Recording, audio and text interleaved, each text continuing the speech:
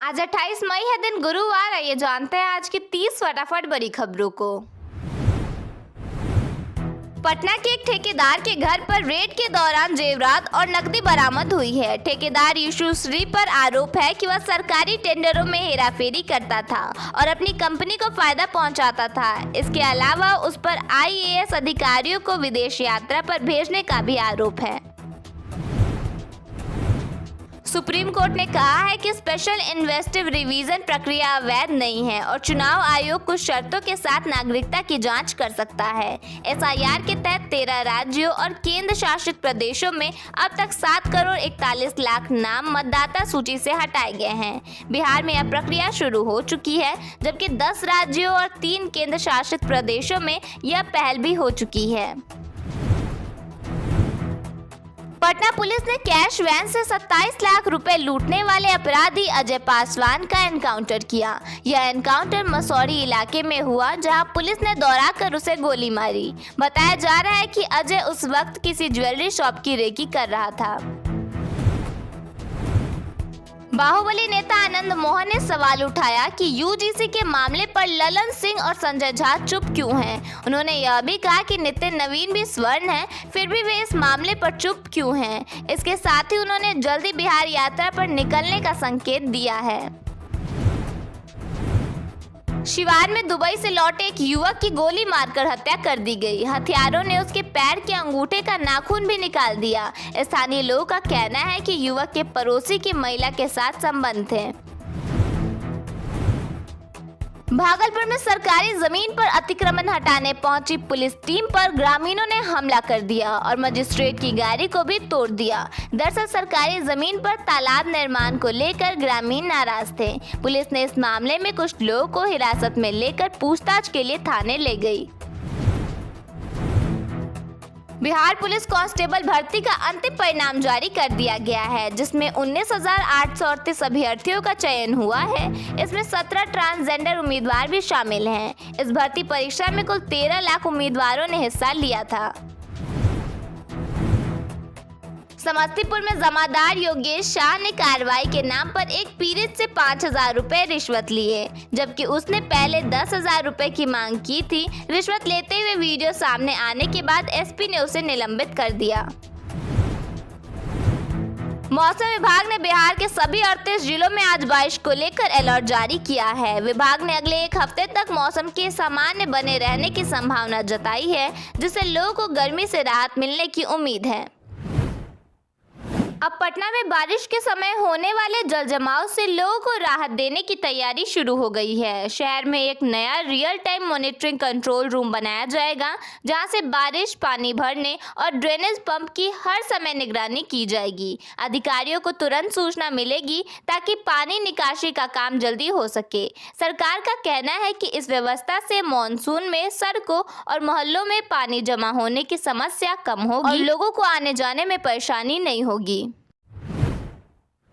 बिहार में जीविका दीदियों के लिए मुख्यमंत्री महिला रोजगार योजना के तहत 20,000 की दूसरी किस्त जारी करने की प्रक्रिया तेज कर दी गई है। जिन महिलाओं ने पहली किस्त की राशि का सही उपयोग किया है और निर्धारित मापदंडों को पूरा करती हैं, उन्हें दूसरी किस्त प्राप्त करने के लिए अपने संबंधित जीविका कार्यालय या जीविका पोर्टल के माध्यम से आवेदन करना होगा।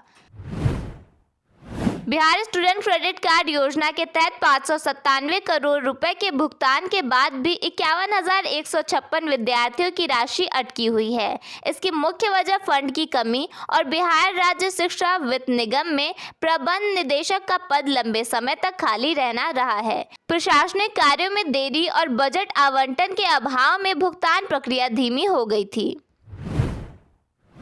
बिहार में शिक्षक भर्ती का इंतजार कर रहे लाखों युवाओं के लिए राहत भरी खबर आई है। शिक्षा मंत्री ने साफ किया है कि TRE 4 भर्ती का नोटिफिकेशन जुलाई में जारी होगा। सरकार ने भर्ती प्रक्रिया की तैयारी तेज कर दी है। बिहार के लाखों राशन कार्ड धारियों को फायदा होने वाला है। राज्य सरकार नया नियम लाने वाली है, जिसके तहत लोगों के अब घर तक राशन पहुंचाया जाएगा। इस नए नियम से खासकर बुजुर्गों और गरीब परिवारों को सहूलियत मिल सकेगी।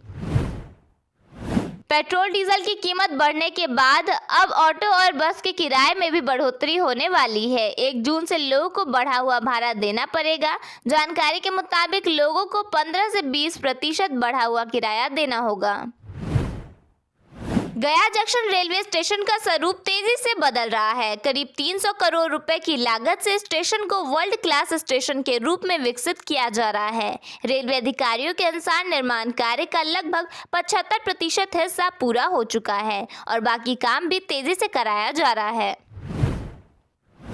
पीएम मोदी ने गर्मी से बीमार पड़े लोगों को ओआरएस देने की अपील की। साथ ही बच्चों, बुजुर्गों और बाहर काम करने वाले लोगों से विशेष ध्यान रखने के लिए कहा है।